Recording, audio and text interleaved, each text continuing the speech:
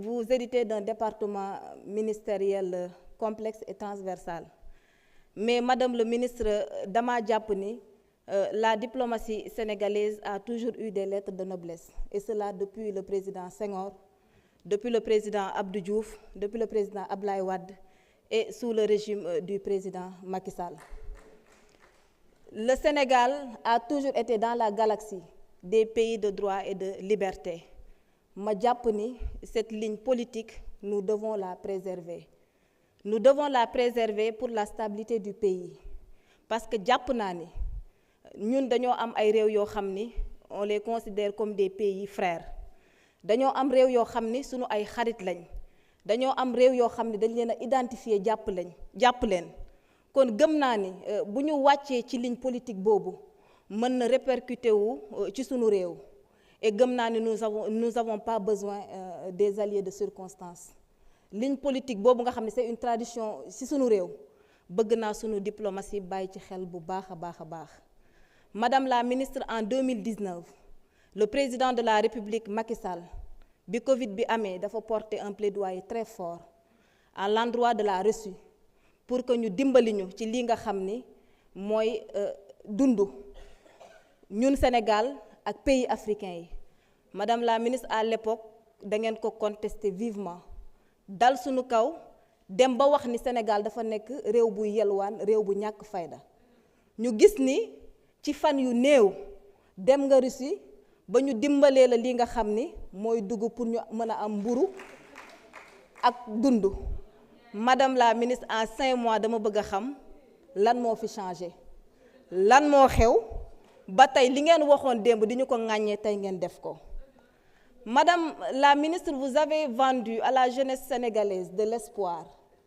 Tey ñu gis ni xale yu bari am nañ gàcce ci seen politique, xale yu bari réer nañ ba tey ñii jël gaal yi dem ñii jël ay avion dem. Tey Madame la ministre, ñu gis ni teg ngeen ay charter tey rapatrier ñi nga xam ni ñooy jeunesse sénégalaise ñi nga xam ni ñooy les Sénégalais yi nga xam ne jàpp naa ne 54% ñoo leen voteel. Madame la ministre, ma bëgg a xam ci ban politique ngeen teg loolu. Le projet qui faisait rêver les Sénégalais, notamment la jeunesse, ce projet qui ne fait plus rêver, ce projet bi nga xam ne jàpp naa ne désillusion la ci jeunesse bi ak ci peuple sénégalais bi. Foog naa ce projet boobu ñoo waroon soutenir tey la jeunesse, nous voyons le contraire. Lan moo waral rapatriement sénégalais yooyu ak ci ban politique ngeen ko teg. Madame la ministre, vous êtes une femme et nous avons l'habitude vraiment de soutenir les femmes. Mais dañ lay ñaan rek nga porter la diplomatie sénégalaise. Nous vous soutiendrons, nous vous encourageons. Nous savons que c'est pas facile, mais quand vous parlez de rupture, il faut savoir l'incarner.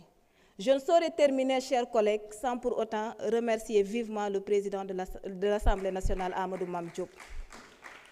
Monsieur le Président de l'Assemblée nationale, nous, la jeune génération que nous sommes, nous nous identifions à vous. Ci sa yar, ci sa dal, ci sa teggin. Dañ lay remercier bu baax ci encadrement bi ak soutien constant bi nga xam ni amal nga ñu ko. Ñu lay remercier vivement parce que vous incarnez la carrure d'un homme d'État.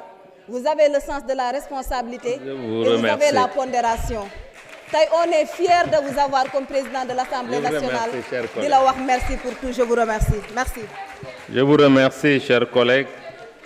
Annie Meng, vous avez la parole. Absent, les 3 présidents de groupe, Mamadou Lamine Thiam qui se retire. Aïb Salim Dafé, vous avez la parole.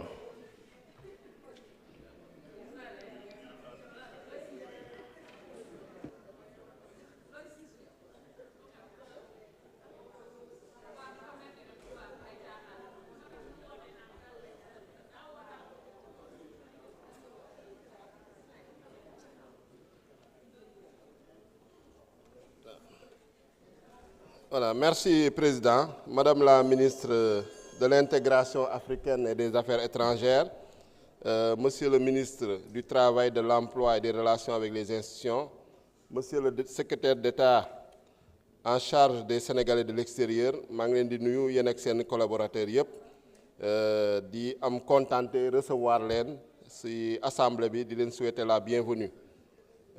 Chers collègues, tey on est chargé d'examiner ce projet de loi pour autoriser la ratification d'une convention bu am solo sur la coopération transfrontalière. Et mu doon loo xam ne en tout cas axe bu am solo la sur la politique étrangère du président Bassirou Diomaye Faye. Donc di ko féliciter ci taxawaay bu mu am parce que am nañu une politique étrangère enfin souveraine te yaakaar naa ni loolu moo ci gën a am solo, la souveraineté sur le plan diplomatique, di privilégier d'abord le bon voisinage avec les pays voisins ñu mel ni nga xam ne ñoo nekk Mali, Guinée, Cap-Vert, Mauritanie, Gambie ak les Guinée-Conakry, Guinée-Bissau. Privilégier également en tout cas un partenariat boo xam ne décomplexé, un partenariat win-win. Gis nañ ko récemment en Chine au niveau du sommet Afrique-Chine, le FOCAC, nga xam ne moom moo ko co-présidé avec le président Xi Jinping. Di ko féliciter vraiment ci acte yu mu fa posé ak discours yu mu fa tenir di wane un nouveau leadership sur le plan africain et qui tranche vraiment avec ce que nous avait lu ñu xamoon, la politique traditionnelle qui était une politique pro-occidentale, une politique tournée vers les 4P, et que désormais on sent quand même une rupture très nette et c'est important. Moo tax su ma déggee gars yi di joxe ay leçons ñoo xam ne ils ont déjà échoué sur le plan diplomatique, seen diplomatie apporté wul grand chose au Sénégal. Su ma déggee ñuy joxe ay leçons ne nañu def comme ñële nu ñu defoon, non lu ñuy conseiller au président Bassirou Diomaye Faye mooy mu continuer ci dynamique bu mu nekk, parce que Sénégalais yi dañ ko fal pour rupture, Sénégalais yi faluñu ko pour continuité, Sénégalais yi faluñu ko pour quand même muy reproduire le système néocolonial, Sénégalais yi faluñu ko pour mu reproduire en tout cas l'asservissement, Sénégalais yi faluñu ko pour mu reproduire ce système ba nga xam ne c'est un système qui n'a donné aucun résultat et que les Sénégalais tey moo tax yéen ngeen nekk ci opposition bi. Donc loolu nañuy conseiller le président Bassirou Diomaye Faye. Pour en revenir à ce projet de loi extrêmement important nga xam ne suñ ko ratifier dina permettre de développer la coopération transfrontalière, parce que tey am nañu ay zones transfrontalières au nord, le bassin du fleuve Sénégal, au sud la Sénégambie méridionale, à l'est avec des pays comme le Mali, il y a des zones transfrontalières très importantes. Donc il faudrait plus de synergie et de coordination, développer des schémas d'aménagement transfrontalier intégrés. J'ai vu que c'est en train d'être fait au niveau de l'OMVS, au niveau également d'autres organismes de bassin, mais je pense que war nañ ko développer pour mu gën a yaatu. Leneen lu ñu mën a wax mooy ni Commission nationale de gestion des frontières également doté ko de plus de moyens et que ñu am en tout cas une meilleure coordination avec le ministère des Affaires étrangères.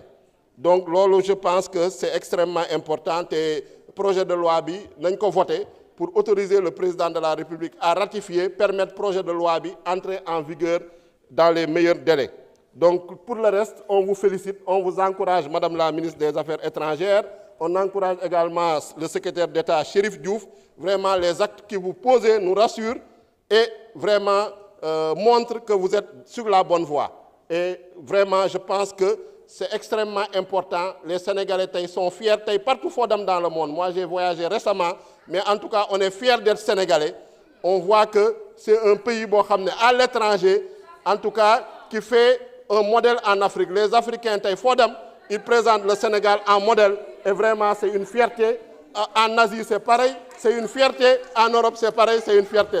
Maintenant il y aura toujours des mécontents, il y aura toujours des gens qui vont critiquer, il y aura toujours des gens qui vont vraiment essayer de faire de l'obstruction, mais c'est normal, c'est le jeu de la démocratie. Il y a une majorité qui est là, debout, et une opposition qui est là, et bon, qui apprend à faire de l'opposition. C'est normal, l'apprentissage sera dur, mais bon courage. Merci. Je vous remercie, chers collègues. La parole est à notre collègue Abdou Mbow.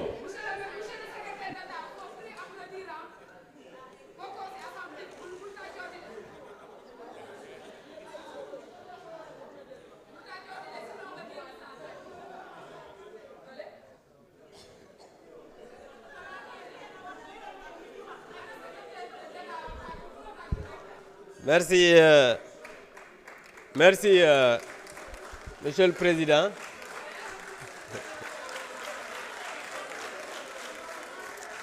Merci, Monsieur le Président, Madame le Ministre, Madame, Messieurs les collaborateurs des ministres, mes chers collègues. Madame le Ministre, je voudrais vous saluer, vous souhaiter la bienvenue, mais dire que ce projet de loi de ratification, c'est un projet de loi important. Parce que le président Macky Sall a montré quand même un modèle de la coopération transfrontalière. Parce que quand il y a eu des ressources gazières et pétrolières qu'on a vues entre le Sénégal et la Mauritanie, vous avez vu qu'on a travaillé à faire le partage équitable. Et ce projet de loi a été voté ici. Ça, c'est un modèle.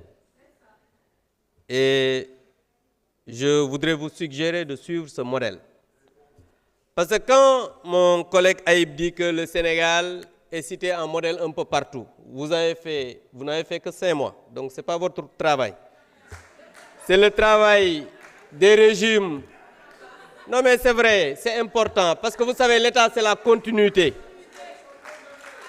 Le président Macky Sall a montré, Madame le ministre, un modèle. Madame le ministre, c'est moi qui parle, ce n'est pas les autres.